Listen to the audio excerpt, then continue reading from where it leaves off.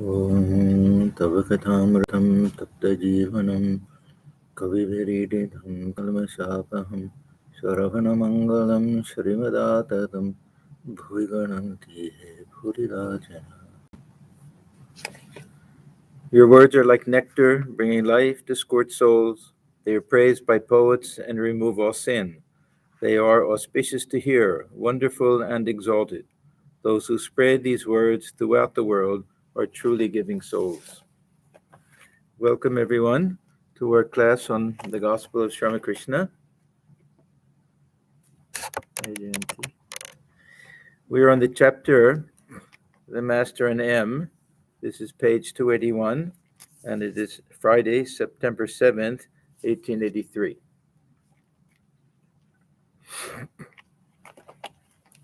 Sri Ramakrishna and M were talking in the Master's room at 7:30 in the evening. No one else was present. Master: The other day I went to Calcutta. As I drove along the streets in the carriage, I observed that everyone's attention was fixed on low things. Everyone was brooding over his stomach and running after nothing but food. Everyone's mind was turned to lust and greed. Of course, Thakur says woman and gold, but lust and greed. I saw only one or two with their attention fixed on higher things, with their minds turned to God. Thakur's relationship with the people of Calcutta is something very interesting. That he's always saying, "Oh, you Calcutta people," because they epitomize to him materialism and the modern world and British influence and all sorts of things. But he had some deep affection for the people of Calcutta, and this especially he said to Holy Mother that after he passed away, he wanted her to live in Kamarpukur, but at the same time, he wanted her to look after all of the devotees and to have compassion again on the people of Calcutta. And don't you see them suffering, living like worms or something like that? Yeah, can you do something to uplift them? So he had great affection, and he liked to tease them, but he had great affection for the people of Calcutta. It was such a new experience for him. He was just a village boy, really just a young teenager still. And when he went to Calcutta for the first time with his elder brother, and he had never seen these things before. It was a whole different world for him when he got there. But somehow, all of these very close disciples, devotees from Calcutta, they just took to him, and he was so comfortable. He liked to go into Calcutta. He had so many trips there that he went there and to stay in the devotees' homes there and everything. So his relationship with the people of Calcutta is very interesting.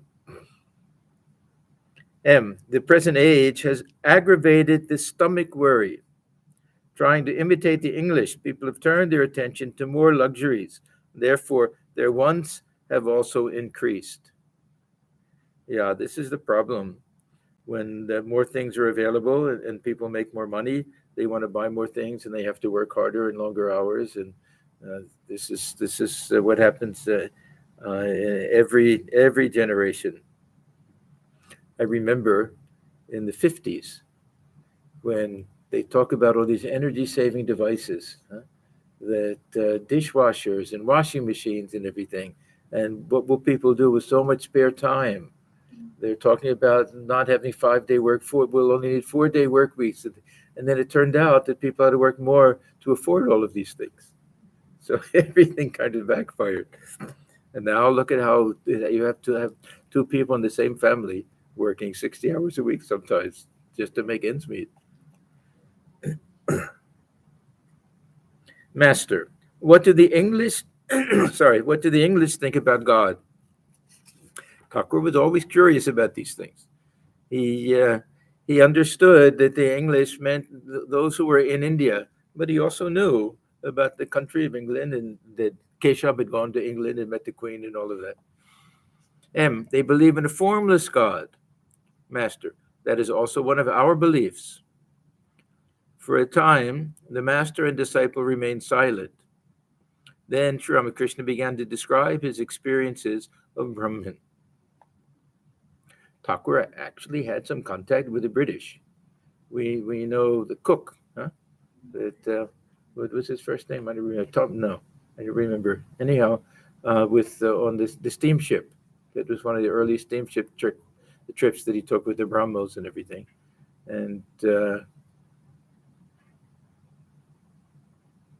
course the photographer who came and took his picture, and a few other. Holy Mother had much more contact with the Western people, not as much British and Americans both.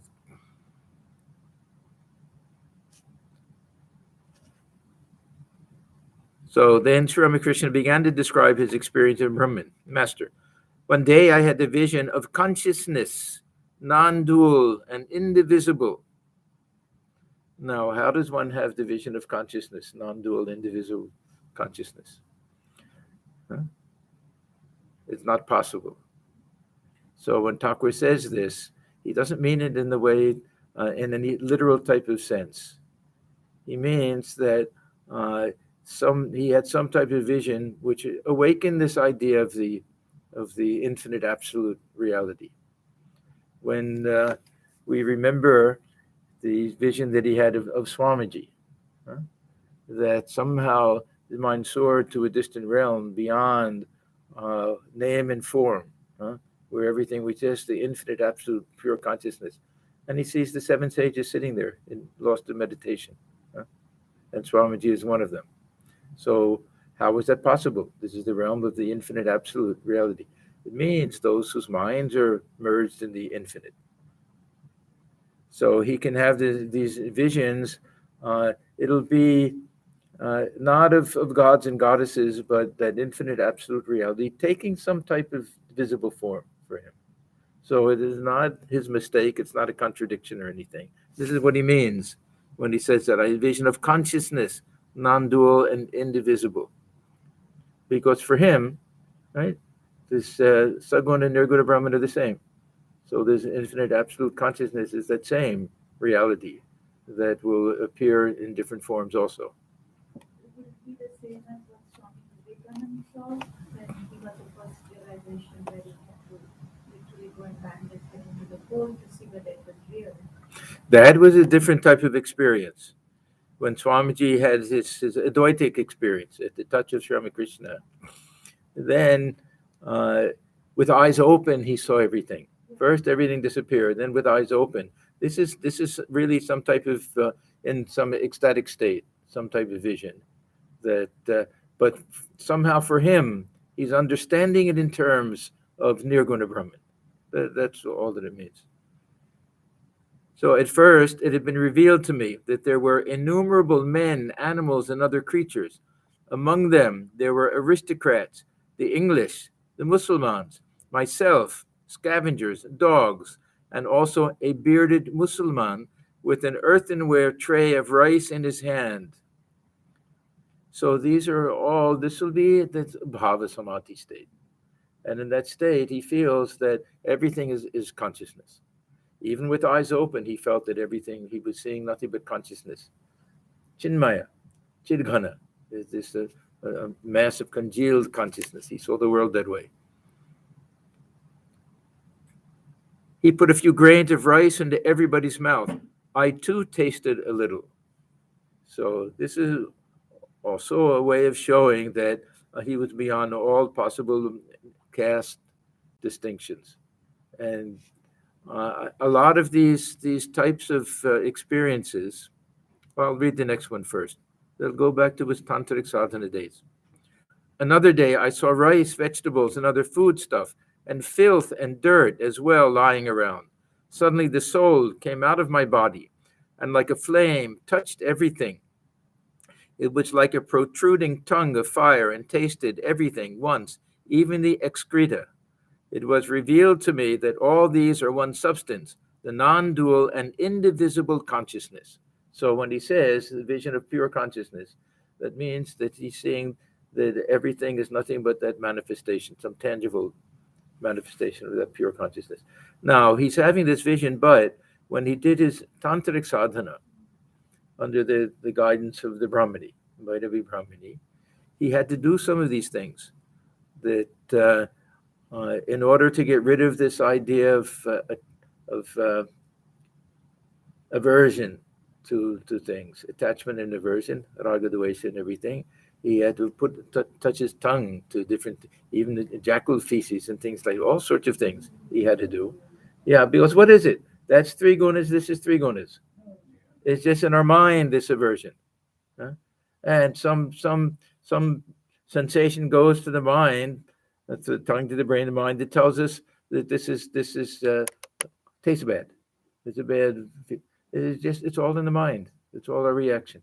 This is the purpose of that, and to learn to make no distinction that way, to see the divine and the pure and impure alike. So he had to practice all of these things. So the fact that he practiced them probably resulted in different types of visions. That his visions are a combination of imagination and memory. This is what with all of us, our dreams, our daydreams, everything. It's partly imagination, but based on past experiences.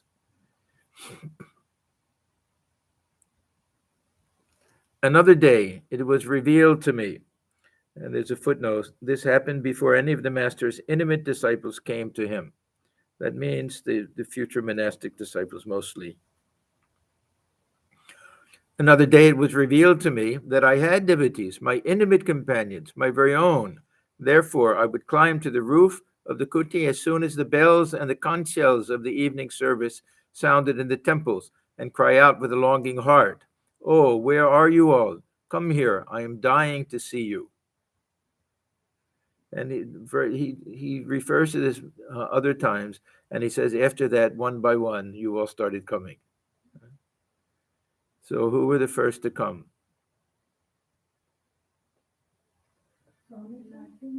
Latu Maharaj, maybe. Yeah. No, I don't think he was one of the first. It was one of the early ones. Swamiji was Swami Brahmananda before Swamiji. Swami Brahmananda, and then Swamiji. Then this was in 1881 and 1882. Many more came, 83, 84. We saw the other day, the first one who actually saw him was Swami Vijnanananda. He was 7 years old at the time. He had come to the house of a neighbor or something, and as a little boy, he saw him there. M also thought that he saw him. You know that story? Yeah. That first of all, Thakur asked him one day, "Do you remember the great storm of Ashwin, of the month of Ashwin?" And M thought, "Yes. Why did he ask me that?" That time I was so scared. I was praying for some. So one time he felt that he knew that. Then he said another time that he went somewhere. He'd been separated from his mother, and was crying. "Where is my mother?" And some man came, a very sweet, kind man, and came and took him to his mother. And later he was convinced that was Ramakrishna.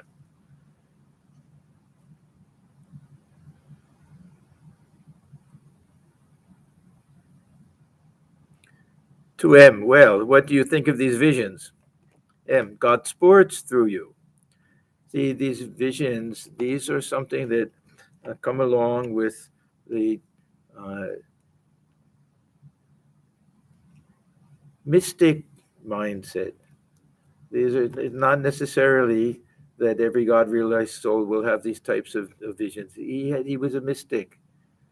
He had some line of communications, and he had a tremendous imagination and just power to grasp subtle things. So he had so many different types of visions. We don't find Holy Mother having all of these types of visions. She would have had some, of course. Many were of Sri Ramakrishna, and she wasn't the type to talk about them very much. But also just part of her nature. They were all different. Holy Mother, Thakur, all the direct disciples. But he was just prone to have these types of experiences, mystical experiences. That means that we can't explain them very well. Even how Divine Mother would speak to him, how to explain it. He makes it sound like a simple thing, that you can see God, you can talk to God, as if each and every one of us could do it. And the Vijnani, after coming down, that then he speaks to God. So this was something very special about Sri Ramakrishna, this ability to have all these different types of visions and insights and experiences. God sports through you. This I've realized, that you are the instrument and God is the master. God has created other beings as if with a machine, but yourself with his own hands. Master. Well, Hazara says that after the vision of God, one acquires the 6 divine powers. Now, we've met a Hazara before. We know that he was one of the characters in this play. He was to thicken the plot, Thakur used to say, and just someone who was there to just add to the color of the drama somehow, to make the play a little more interesting. We had Hridoy, who was a little bit more than interesting. He was actually a little, especially when it came to Holy Mother, a little bit cruel, and with Thakur also. With Hazra, he was a little bit harmless, but would go back and forth. Sometimes he would have great respect for Thakur. Sometimes he would belittle him. And sometimes he would think that he's too attached, all sorts of things. And Thakur was very interesting, that somehow he was so guileless that almost anything that people said to him could raise a doubt in his mind. So sometimes people would say things, and then later he'd say, "Oh, why did you say that to me? Because of you, I had this vision and that vision, and I went to the Divine Mother. She said no, that what I said is true." So it was part of his childlike nature, that what other people said, he took a little seriously. Well, Hazra says that after the vision of God, one acquires the 6 divine powers. M. Those who seek pure love don't want powers. Master. Perhaps Hazra was a poor man in his previous life, and that is why he wants so much to see the manifestation of power. Now, Thakur is one who had such insight into what people were in their previous life, what their samskaras were, and everything. So it's curious that he's just kind of guessing here, surmising, perhaps. He wants to know what I talk about with the cook. He says to me, "You don't have to talk to the cook. I shall talk to the manager of the temple myself and see that you get everything you want." M laughs aloud. He talks to me that way, and I say nothing. Yeah, this was the other thing, that Thakur could really be a little bit intimidated by people. Hridoy, we know, terribly, horribly intimidated by him. So much so that when he insulted Holy Mother and they left, Thakur didn't say anything. We wonder, how is it possible? And then we realize that how Thakur says that Hridoy tormented him, tortured him, to the point where he was ready to take his life, to go into the Ganga and take his life. So he could be, he had these human qualities. He always talked about the avatar having human qualities, and that was one of them. That he took seriously what people said and could be intimidated by very strong people. That's why he always said, "Yeah, these people come, salute them from a distance." There was one sadhu who came. He called him Ragi Sadhu. It means he's given to anger. And he came, and Thakur stood the whole time with folded hands. And afterwards they said, "Oh, you show so much reverence to the sadhu." And he laughed. And he said, "Yes, we have to do that to a drunkard, huh? Also, if they come, say, 'Yes, how are you, uncle? Please come have a smoke.' Otherwise, who knows, they'll get angry or do something."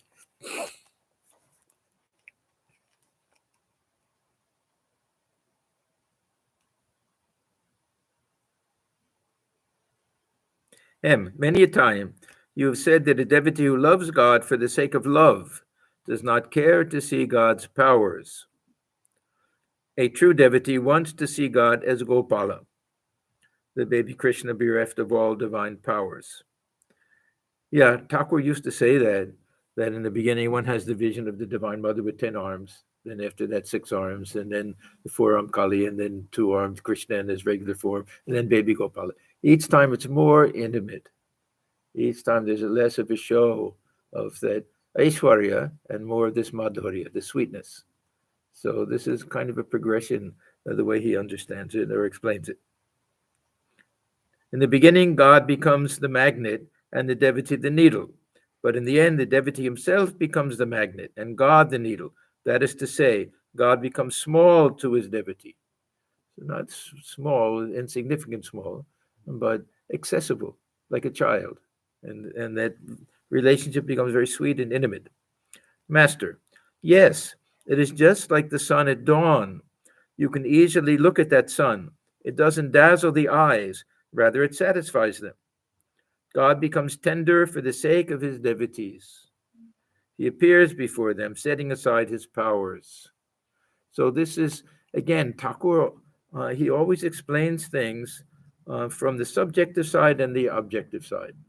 So, here, this is from the objective side, that the Lord himself is setting aside his powers, revealing himself that way. Other times he'll say, this is the devotional power that the devotee has, allowing him to see God in that form. It's a play between the objective and subjective. And everyone will explain it differently.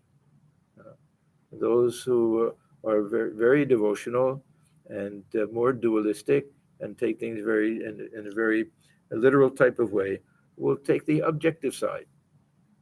That yes, God actually is revealing himself. God comes to me in that form. Like Krishna said, Rukmini said to Krishna, now take your Rama form, Hanuman's coming. He wants to see you in that form. So he actually transforms himself.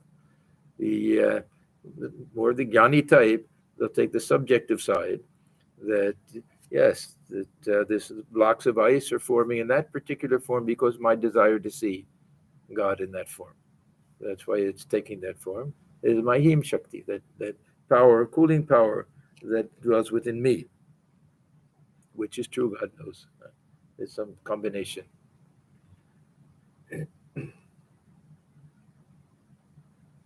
Both remain silent for some time. M. Why should your visions not be real? Now, that was the question that Thakur asked him about these visions. If they are unreal, then the world is still more unreal, for there is only one mind that is the instrument of perception.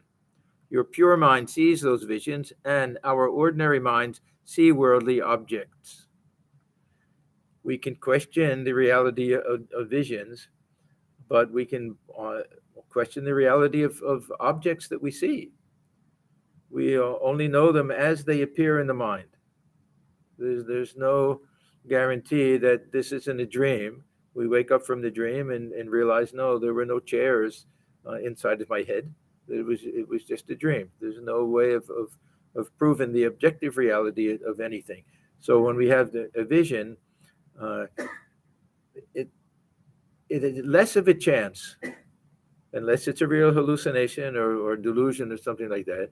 But it's not based on any external object coming through the senses. It'll be something coming from within. Your pure mind sees those visions, and our ordinary mind see worldly objects. Master, I see that you have grasped the idea of unreality. Well, tell me what you think of Hazra. Somehow he's interested in Hazra. M. Oh, I don't know. He doesn't want to say too much. He doesn't want to criticize him because that's not his place and he's not that type of person. He doesn't want to say something nice about him if it's not true and he doesn't believe it. So he gives a kind of a vague type of answer. Master, well, do you find me to be like anybody else? Now, very often, Thakur will ask this question. And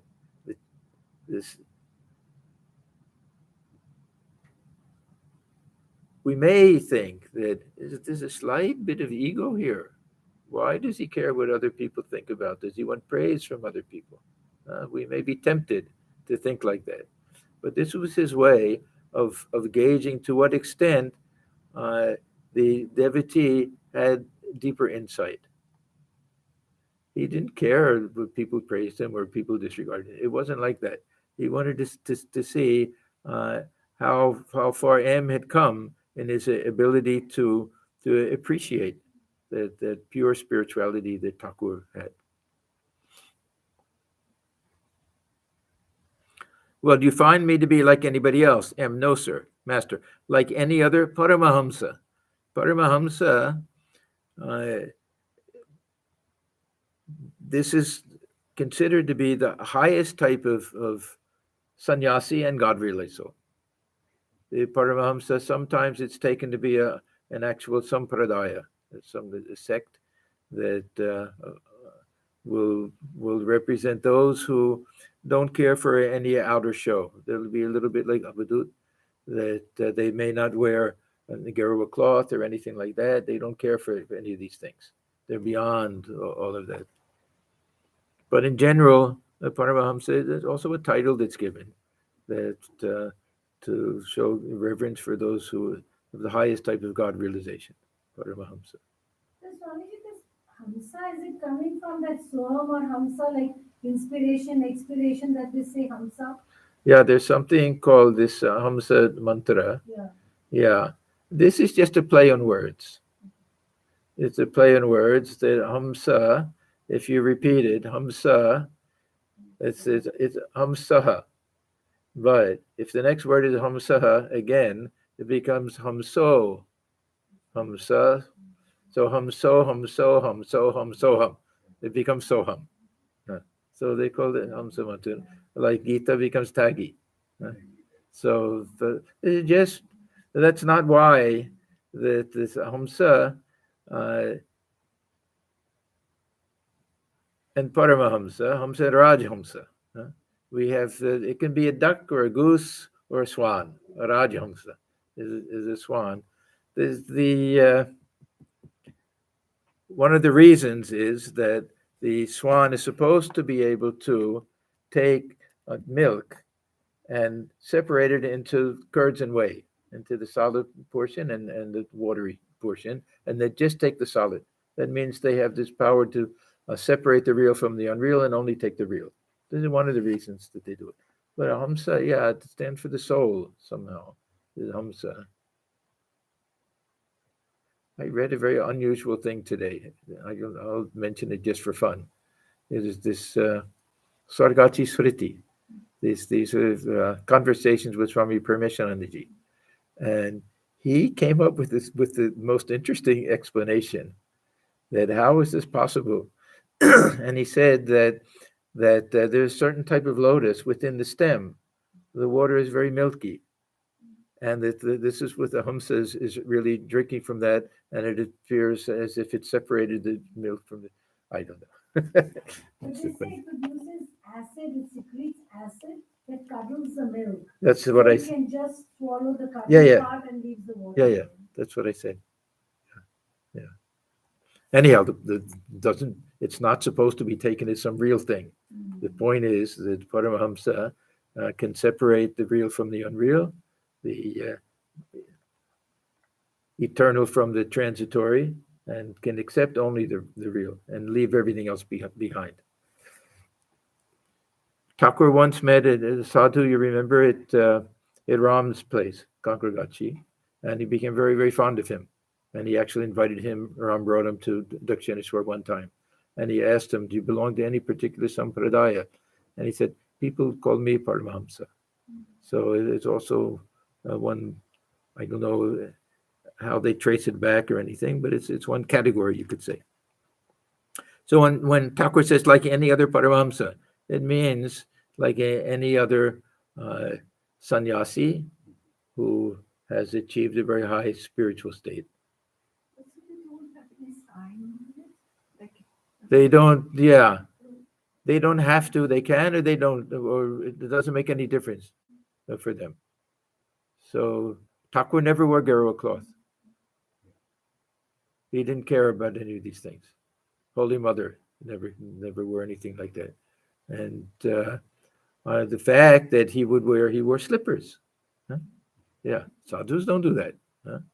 Even sleeping on a bed, even having a trimmed beard, huh? And getting haircuts, things like that. Yeah, sadhus don't usually do those things in India. M, no, sir, you can't be compared to anybody else. Master smiling. Have you heard of a tree called the achina? M, no, sir. There is a tree called by that name, but nobody knows what it is. Literally, it means that which can't be recognized. And Swami Bhuteshananji talks about this a little bit, that we know that it's a tree. We know that much about it. We see something. We see it has bark. It has a trunk. It has branches. It has leaves and everything. But we can't recognize what particular tree it is. It's something that we've never seen before. So this is what Thakur is saying, that this is like the avatar, that they're unique. We won't recognize them. We'll recognize them in general, that here's someone looking like a human being, but we try to say, well, where do they come from? What is their status, genus, all of this, we won't be able to. It's something unrecognizable. So we recognize that it's unrecognizable.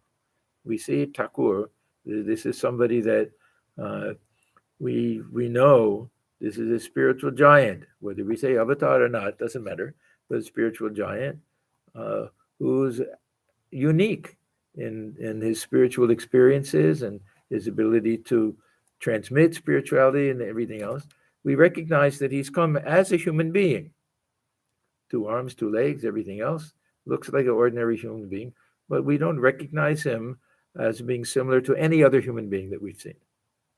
He doesn't belong to any other genus or species or anything like that. He's his own species. So achina.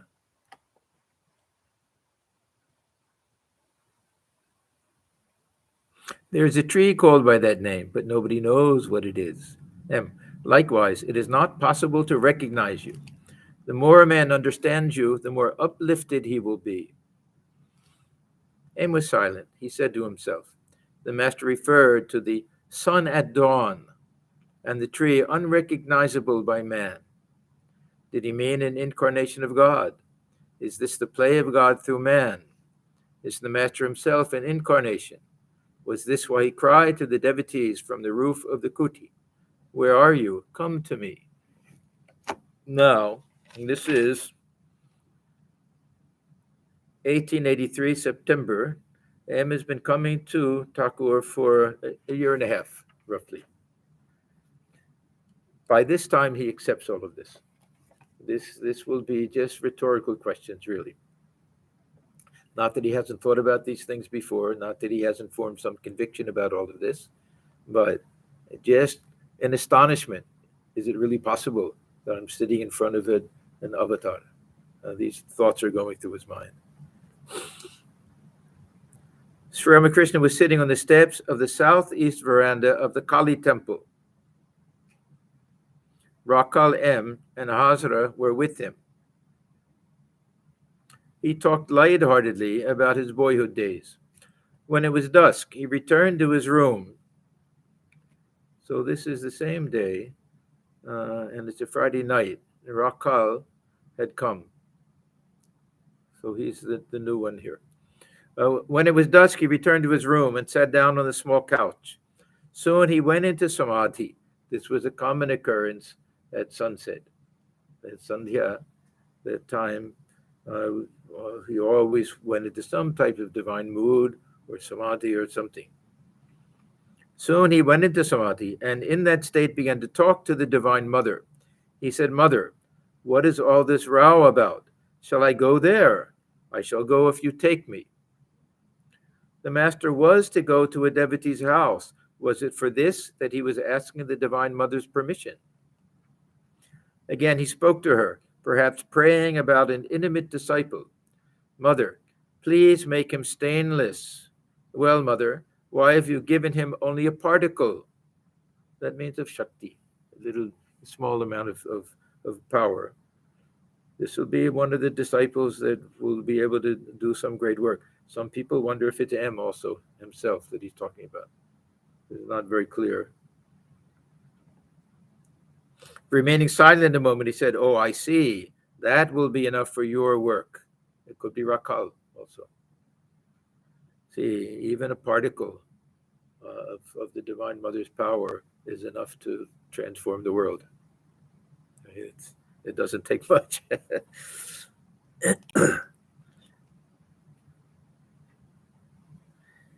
In the same state, he said, addressing the devotees, "That which is Brahman is verily Shakti." We've heard this sentence over and over and over again. One of the most important teachings of Ramakrishna. I address that again as the mother. So we have three things here. We have in Brahman.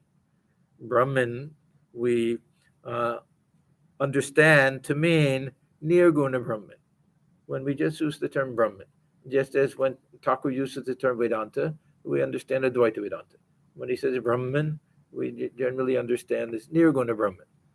Now, for Thakur, Nirguna Brahman and Saguna Brahman are not two separate things. We have these different terms.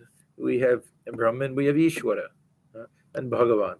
We can be confused sometimes and think that these are three different realities or deities.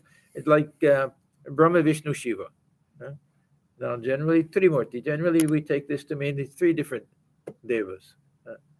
But these are three different aspects or powers that belong to one and the same reality. And Swamiji makes the point sometimes that when we talk about those who worship Shiva, they worship Shiva as creator, preserver, destroyer. Those who worship Vishnu, they worship him as all of them. And when we talk about Brahman creating this, it's symbolic of that power but all of these powers belong to one and the same reality, and that reality to which they belong has a reality that doesn't require any of these to be manifested. So this Shakti, the main power when we talk about Shakti in terms of Brahman is Chit Shakti, this power of consciousness, projecting power, the power for consciousness to project this living universe and then to enter into it. Now, does it project it as thought so that there's no material reality to it at all? Does it project it in terms of the gunas that will combine into this so-called seemingly physical universe? This is again up to interpretation.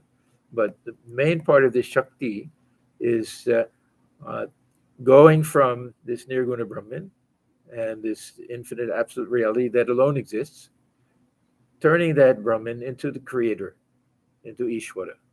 Ishvara, Saguna Brahman, or Shakti. When Thakur talks about Shakti, he's not just talking about the power, he's talking about God together with that power. When he says that they're one and the same, Brahman and Shakti, Brahman and Kali are one and the same. And he refers to that as mother. Now, that aspect brings in a little more subjectivity, because that personal aspect of God now can be seen in so many different ways. As Rama, as Krishna, as Jesus, as Shiva, as Durga, Parvati, any of these different ways. So there can be others who will even talk to God as talking to the Father. So there's a subjective element to this.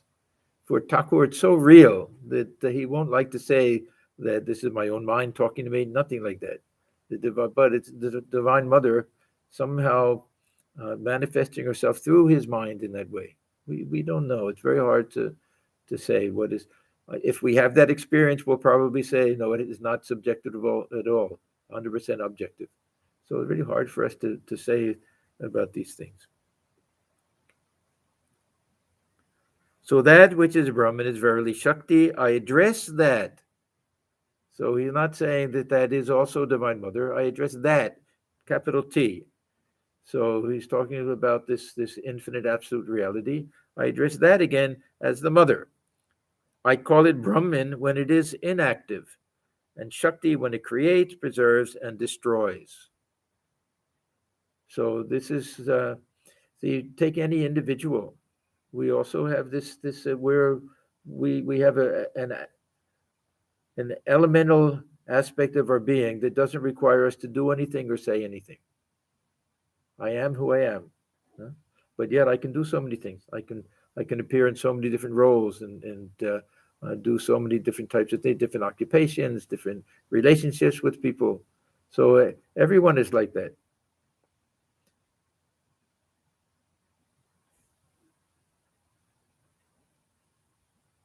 When that activity is dormant, or when we're not looking in that direction.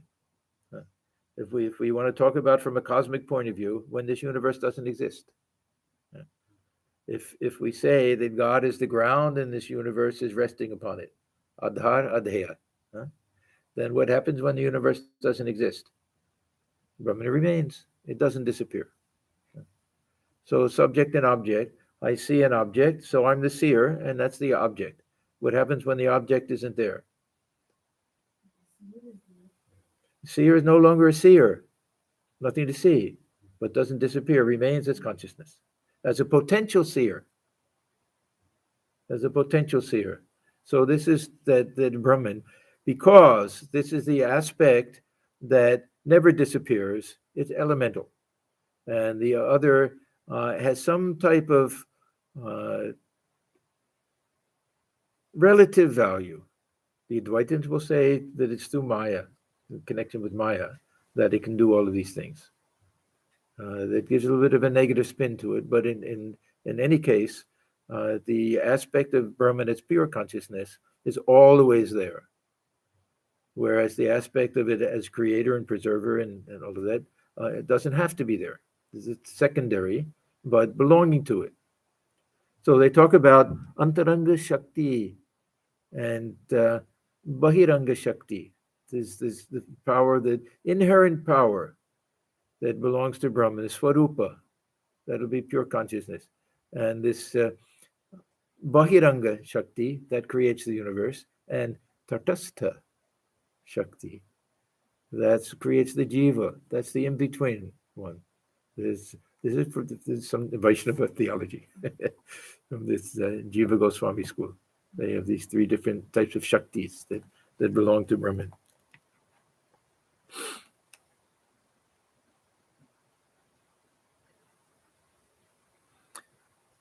So that which is a Brahman is verily Shakti. I address that again as the mother. I call it Brahman when it is inactive, and Shakti when it creates, preserves, and destroys. It is like water, sometimes still and sometimes covered with waves. Yes.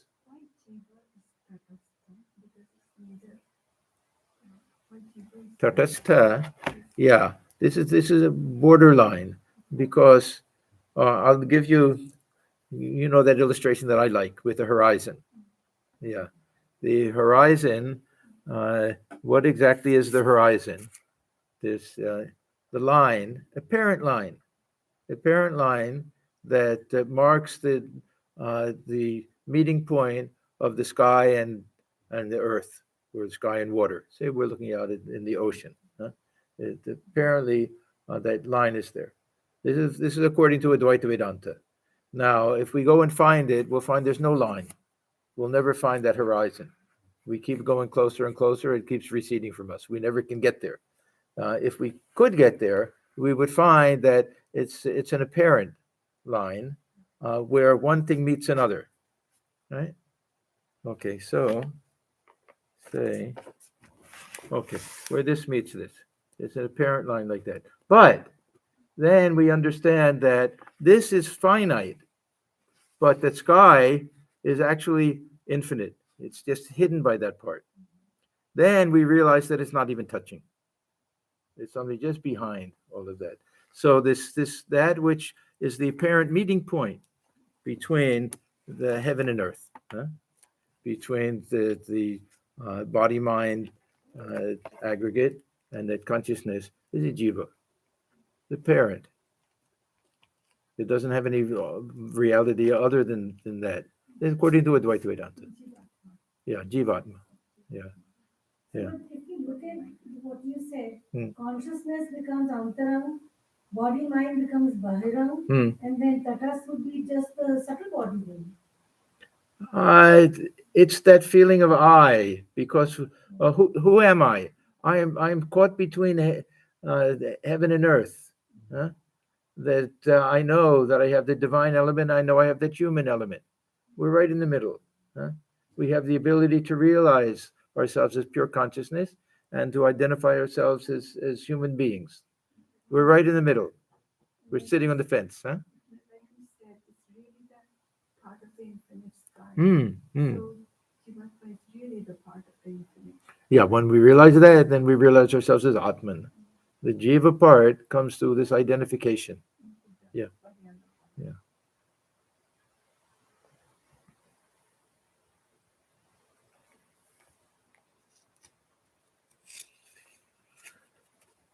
So Thakur is giving this illustration. It's like water, sometimes still and sometimes covered with waves. The incarnation of God is a part of the Leela of Shakti. Now, this Leela here will just mean this whole universe is a play. And the divine incarnation is part of that big play. So within that big play, there's a little play. Yeah? They give the illustration sometimes of the playwright. Say Girish Ghosh. Huh? He would write the play. He would compose it, and he was a great playwright. And yet he would also play a role in it. He was very often an actor within it. So this is like the divine incarnation. They act within their own plays sometimes. They say, Alfred Hitchcock, the great director. They say that he has a little cameo role in every movie that he's ever made, and most of the time you can't find it. He'll just be just a little passing scene, and he'll be in the background or something like that. So achina, unrecognizable sometimes. Yeah. The other thing about this unrecognizable is Thakur says that during his lifetime, very few can recognize the avatar. And one of the signs is that after the passing away, then people realize who it was who came in that human form.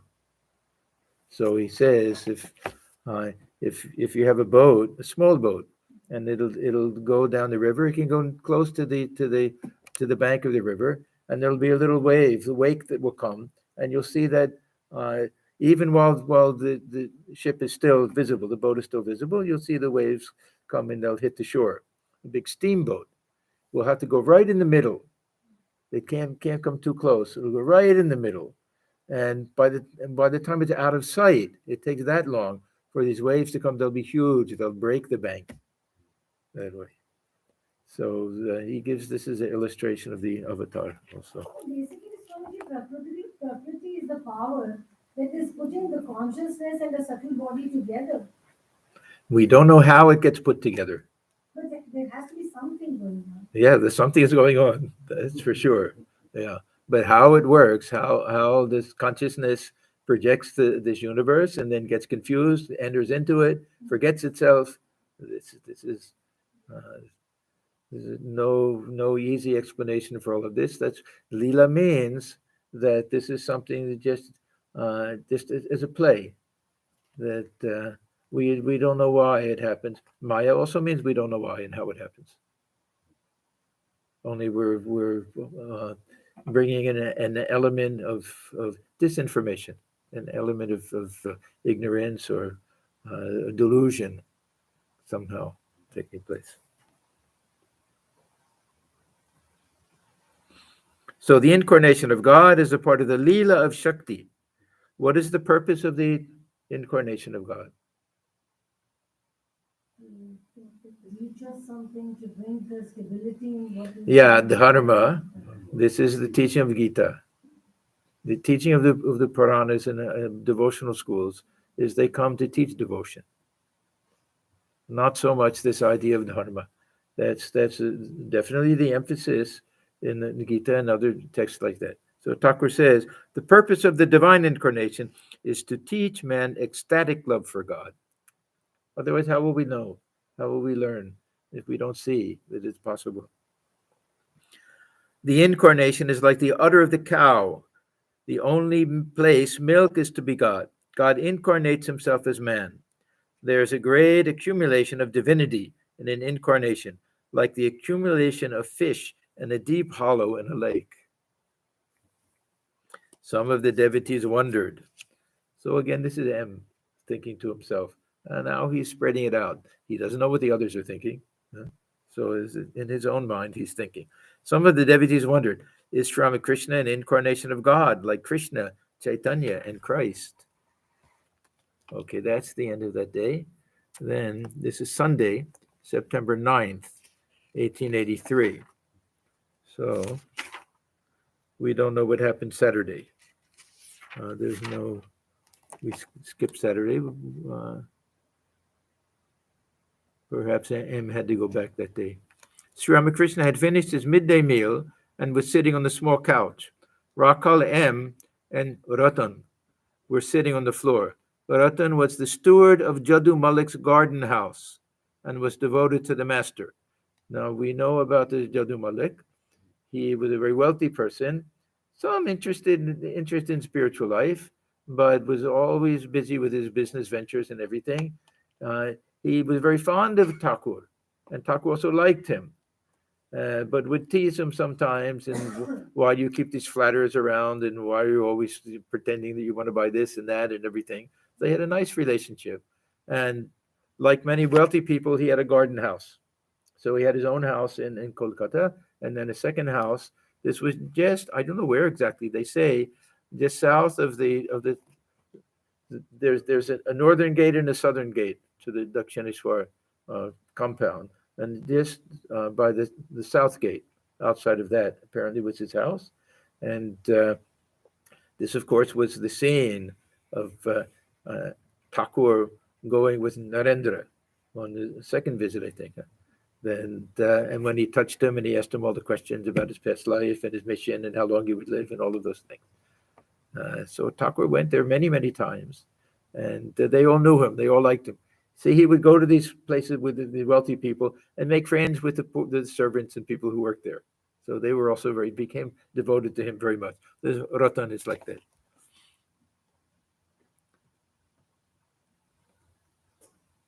Now and then, Ram Chatterjee and Hazrat passed in or out of the room. It was about 2:00. Ratan told the master that a jatra performance by Nilkantha had been arranged in Jadu Malik's house in Calcutta. Now, this is the one that never got done, huh? And Thakur asked him several times, you said you were going to do this. Why didn't you do it? Ratan to the master, you must go. The date has been set. Master, that's good. I want to go. Nilkantha sings with great devotion. Yeah, there were these different troops. They call them sampradayas, different troops that would put on these is it jatras, or these like country plays, simple types of plays with music and exaggerated acting and dancing and all sorts of things that were village things, but also very, very common even in Kolkata, and very often during these some of these long pujas, Shivratri or something, people, what do they do all night long? So they'll put on these jatras and things. And Thakur loved these, and these are the things that he memorized. When he put on these plays, and he would teach all the parts to his friends. They would go to the mango grove in Kamarpukur and put on these plays. And that's why he was the one chosen to play Shiva for Shivratri, when he was just 11 years old. And the person who was supposed to play Shiva got sick, and they thought, oh, what will happen? Everything's spoiled. We can't have this play tonight. And everyone said, Godahar, he can do it. He knows all of these parts, this and that. And he did it, but poor guy, he went into the samadhi and the whole thing. He couldn't finish the play.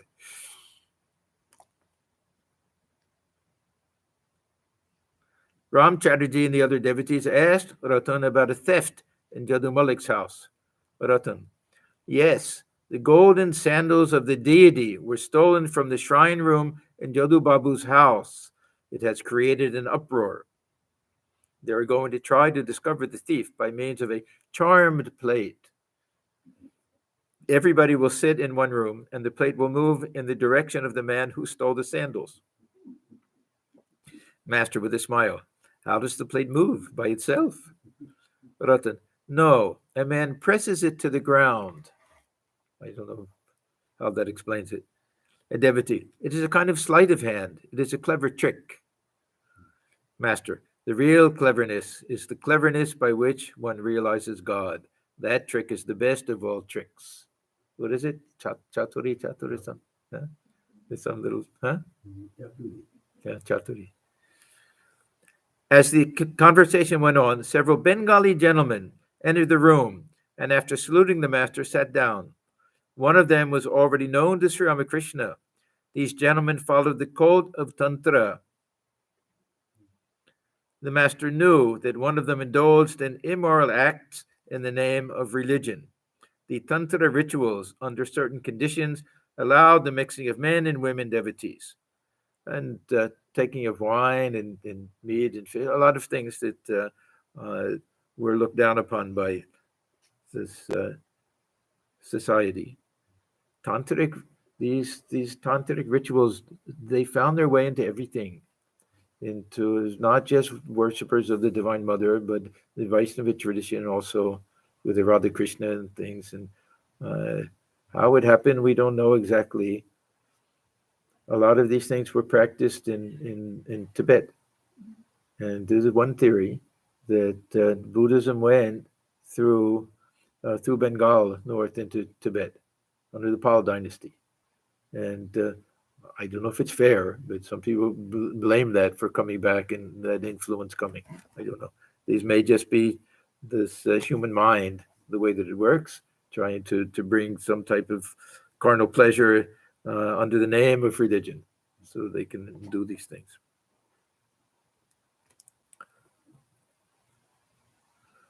So the Tantra rituals, under certain conditions, allow the mixing of men and women devotees.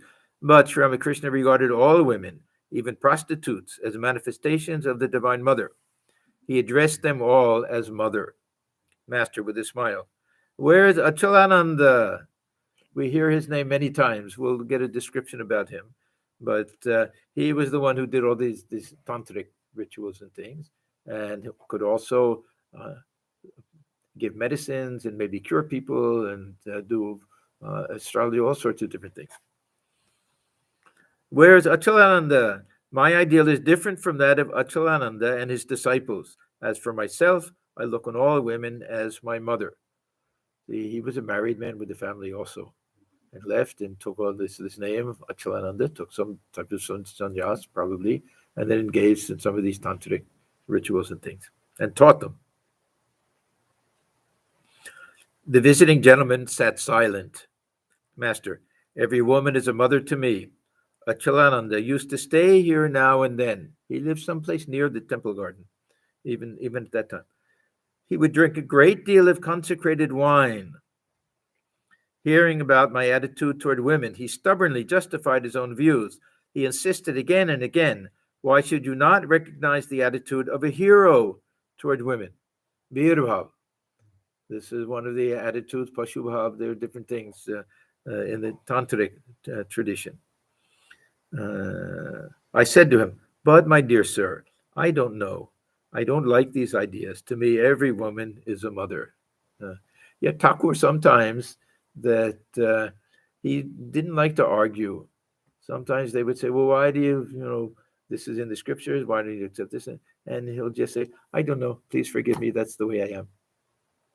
He doesn't want to be too strong and say that this is completely immoral what you're doing and hypocritical and everything. But he's just saying this is just my thing. Don't take it too personally. But my dear sir, I don't know. I don't like these ideas. To me, every woman is a mother. Achalananda did not support his own children. He said to me, God will support them. I said nothing. Sometimes he was like that. Yeah, he didn't like to argue too much. But this is the way I felt about it. Who will support your children? I hope your renunciation of wife and children is not a way of earning money. People will think you are a holy man because you have renounced everything, so they will give you money. In that way, you will earn plenty of money. Spiritual practice with a view to winning a lawsuit and earning money, or to helping others win in court and acquire property, shows a very mean understanding. Now, many people would go to sadhus for these things.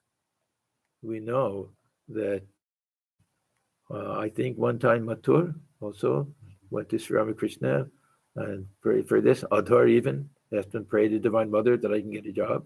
So there was some feeling that through the blessing of a sadhu, even these worldly things could come about. Money enables a man to get food and drink, build a house, and worship the deity, serve devotees and holy men, and help the poor when he happens to meet them. These are the good uses of money. Money is not meant for luxuries or creature comforts or for buying a position in society. See, in the village, there was none of this. Huh? There weren't things to buy. Why would you have a house bigger than you needed? I mean, there'd be some people, maybe. Lahas probably had a big house, but this was all new for him when he got to Calcutta.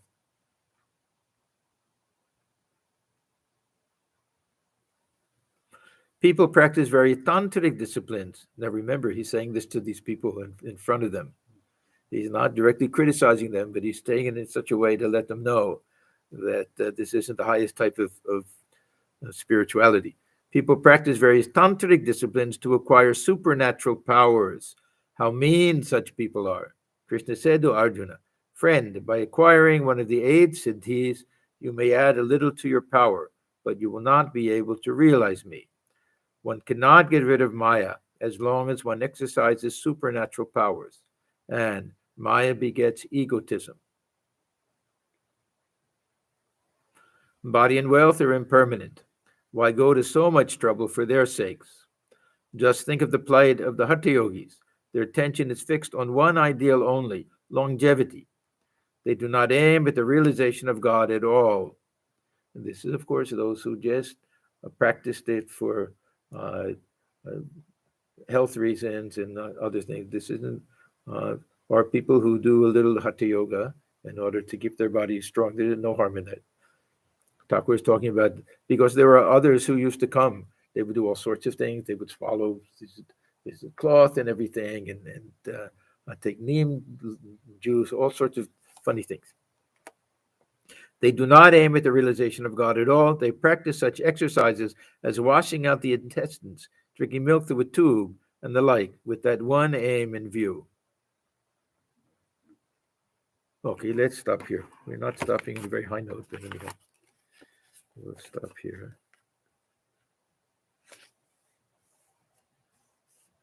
Yeah, we have to know the context of things. We may think, why does Thakur always give us a bad impression of the Hatha Yoga? Because it was different in those days. Those who really practiced Raja Yoga, their goal was just to be able to do enough of these exercises so that asana, so that they could sit for a long time without moving. That was the main goal of it. Then it became a kind of a science unto itself, with all sorts of cures and bodily things and everything. So this is what we know from kind of modern day things. And pranayama, it kind of lost this. The initial reason for pranayama was to clear the mind, and now it's become to cure all sorts of different diseases and things like that. It's not a horrible thing, but it had lost that initial purpose that it had. Okay, we'll stop here. Om Niranjanam Nityamanantarupam Bhaktanugham Dhatu Vikraham Vai Ishavataram Parameshamityam Tam Ramakrishnam Shirasa Namah. We bow our heads before Sri Ramakrishna, who was stainless, of infinite nature, whose heart melts in sympathy for his devotees, who is an embodiment of the divine and the Supreme Lord, and ever worthy of our worship. Om Shanti, Shanti, Shanti. Peace, peace, peace be to you.